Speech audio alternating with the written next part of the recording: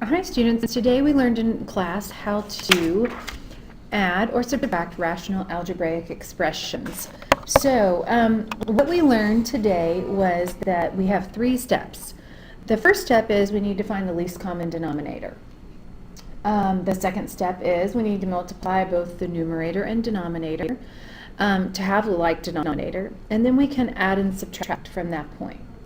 So we did some examples today, but I'm going to go through and do some more. We kind of skipped this example in all of our classes. Some of the classes may have done this one, but Ms. Wise's class we didn't do it. So I have the problem 3 over x minus 1, and then I'm going to go ahead and change this to addition and distribute that negative sign to the negative 2, and I have x plus 3 times x squared minus 1. So my first task is I need to find out what my least common denominator is.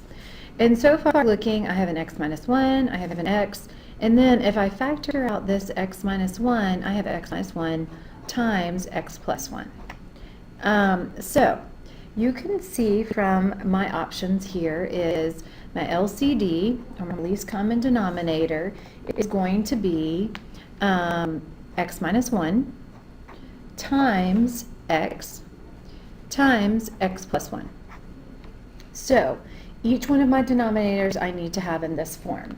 So then, looking at my 3 terms that I have, I'm going to zoom out some so you can actually see this a little bit better. Looking at what I have here, I can see I have 3 terms, and my first term I have is a 3, and I already have an x minus 1. So I have to look at my least common denominator and see what else I have left. Well, I can see I already have an x minus 1, so I have left x and then x plus 1.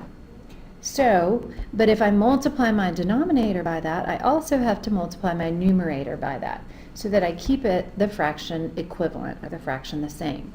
So then I have plus negative 2, and I already have an x in my denominator, so I look and I see I still need an x minus 1 times an x minus 2. So I have an x, and then I do x minus 1 times x plus 1. The next thing, I do plus x plus 3, and as you can see, I already have x minus 1 times x plus 1, and I am missing my x. So I need to multiply that by x. Now, going back up here in my second term, I actually forgot to multiply my numerator by the same thing I multiplied my denominator by. So at this point, I have a common denominator, and my common denominator is x minus 1 times x plus 1. So at this point, I'm just going to multiply. So I have 3x, and I'm going to distribute that to the x, so I'm going to say 3x squared, and then I have 3x times 1, so that's plus 3x. Here I have negative 2, so I'm going to do plus, and then I'm going to do negative 2, and I'm going to go ahead and FOIL this back out, so it becomes x squared minus 1. And then at this point, I have x squared plus 3x. So I'm doing good, but I need to go one more step, and 3x squared plus 3x, and then I'm going to distribute the negative 2 to the x squared, and the negative 2 to the negative 1, plus 2 plus x squared plus 3x. So at this point, once I get here, I can just combine like terms. And I can see I've got a 3x squared, I've got a negative 2x squared, and I've got a positive 1x squared. So when I combine that, that comes to a total of 2x squared.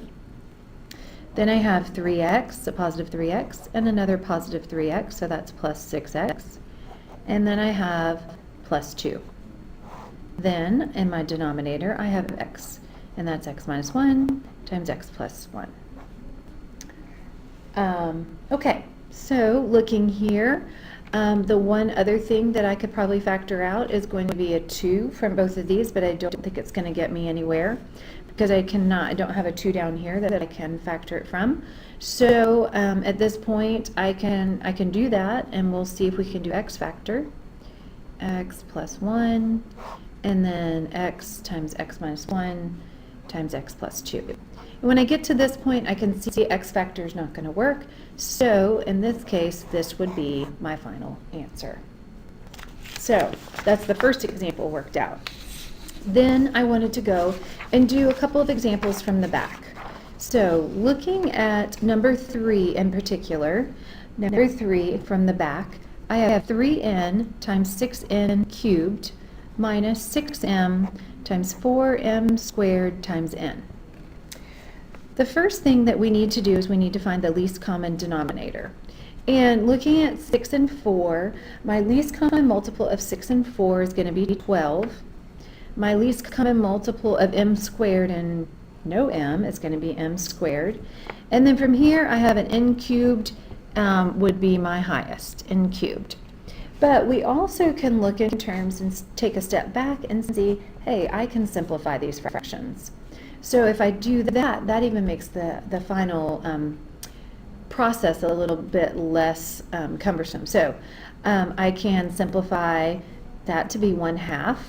And then I can see I have 1n up here in the numerator and 3 n's in the denominator. So I'm left with n squared in the denominator minus, and then I'm going to simplify 6/4 to 3/2. And then I'm going to simplify in my denominator to be 2mn. So then it changes my situation, and I can see that I have 2 as my least common multiple of 2 and 2. I have m, and then I have an n squared. So at this point, I have 1 times 2n squared, and you can see I'm only missing an m. And then -3, and in my denominator of my second term, you can see that I am only missing an n.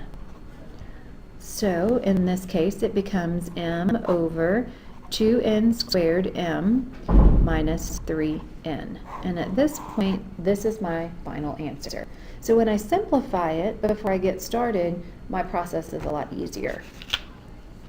Moving on along, let's do number 5 together. And so 5 is kind of the same situation. I have 3m over 4mn minus 4n over 3m. And so I look at my two coefficients, and I can see my LCD of 4 and 3 would be 12. I have one m present and an n. So I need to take 3m, and I have 4m n, so I can see what do I multiply 4 by to get 12, and so I need to multiply it by 3. And then I'm going to add -4n, and I have 3m, and I need to multiply that by 4n to make it equal 12mn. So at this point, I'm just simplifying 12mn, and then I have -16n squared. So at this point, this is going to be my final answer. I can't simplify any further. So let's choose another one to do. Let's choose number 10 to do, or let's choose actually number 11 to do, way down here at the bottom. So number 11, it looks like 2x over 6x squared plus negative, and I'm going to do x plus 5, and then I have 2x plus 6. So I wanted to do it this way so that you could see that I'm going to need to distribute the negative to both the x and the 5 inside the parentheses. So at this point, I can see, let's see what I need to have as my Michelle common Martin, denominator. Please report to the community school office. X plus 3. Michelle Martin, please report to the So, community school office. you can see I have a 6x squared, LCD, is going to be 6x squared outside the parentheses, and then I also need to multiply that by x plus 3. So that will be my LCD. So at this point, I have 2x over 6x squared, and then I'm going to do plus -x minus 5 over 2 times x plus 3. So I'm missing from my denominator in my first term x plus 3. So I multiply both the denominator and the numerator by x plus 3. In this situation, I already have an x plus 3. I have a 2, so I need to multiply 3 times 2 to get 6, and then I have x squared. 3x squared. So at this point, I just need to distribute and then simplify. So I have 2x squared plus 6x, and then I have negative 3x squared minus 15x squared. Oop, that should be negative 3x cubed. And then I have all of that 6x squared over x plus, or times x plus 3. So at this point, combine like terms. I have a negative 3x cubed. I have a negative 15x squared and a positive 2x squared, so that's negative 13x squared, and plus 6x. And at this point, I have 6x squared over x plus 3. I can simplify out an x. So I would have negative 3x squared minus 13x plus 6x squared times x plus 3. And I just continue. And so my final answer, minus 13x plus 6 over 6x times x plus 3.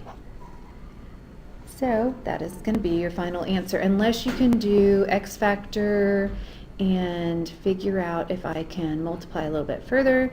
And at this point, it does not look like that's the case. So in this case, I do believe that that is the final answer.